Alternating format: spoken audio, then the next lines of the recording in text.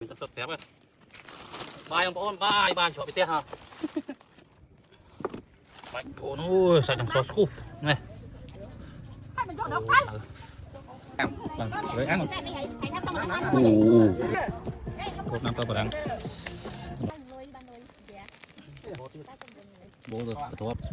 Đáy băng đáy mày. Cúp bao. Rồi mày, cúp bao. Ô, bài vâng. Chạy chân tam rồi. Rồi, rồi. Buồn. Ngu cái đầu kìa. Chú con mà. Trốn. Đồm lan môi. Ô, đi số lan này. Lan môi. Ô, môi men. Bố này. Chanh. Mà đây chúng tôi trên vẫn thân rồi. Đừng làm dây thôi. Đây là cảnh sẽ báo đấy này. Nghe vô nó không?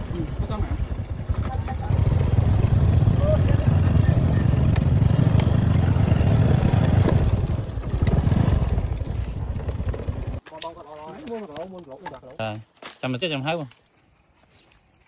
Đâu máu một tí. Đâu vậy hơi.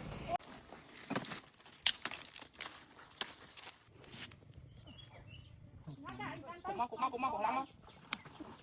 Tao chưa mong con tao chưa. Anh ấy băng mưa tam muộn. Mưa thấy quá thành đấy. Mà mua cục mau ăn mua. Con nào không? Đi. Ủa con bố ấy. Đáy băng đáy mày. Cục máu. Rồi mày, cúp không? Ô, trời nha. Con nào vào đây? Ô, thằng mà bố ơi. Chết đó này. Chén đi cái thỏ vào đi. Tôi chặt lên với nhẹ. Thỏ mấy băng. Thôn đài này. Đó vậy. Con này. Bài ông ôn bài chỗ bị tét hả? Bài đây. Còn bài ngay không? Bài phải không?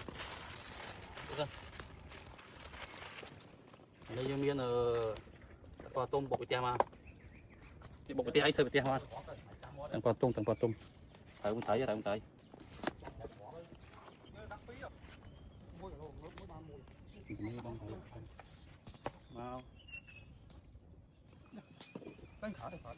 Má đấy không? Đấy con.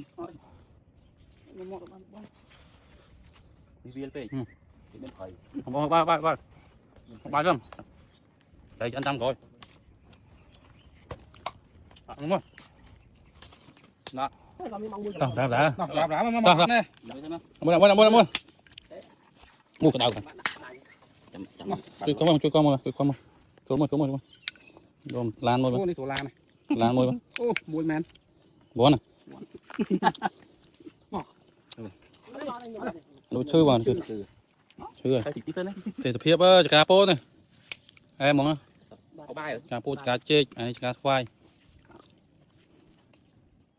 Ôi sạch đằng sọt khu này.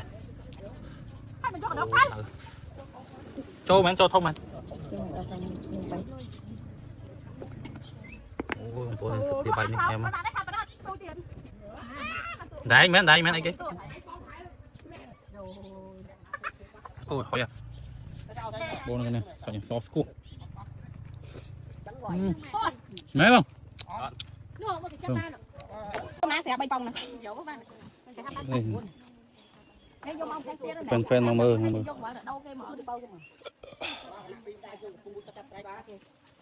Không anh chết em mà, em dòng tay làm. Bố rồi, cái thố tay cái thố. Đi ăn. Thẹp vô hàng phá đấy. Mẹ này cái nó gặp tê. Gặp bên này tiêu này. Ăn pan. Cho mua. Anh em đi hàng phá kìa. Mua. Lan này. Thở lan. Mình đánh không mình còn men.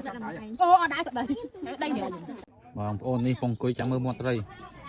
Mưa tập tây ngớp mót lấp bong plet mà.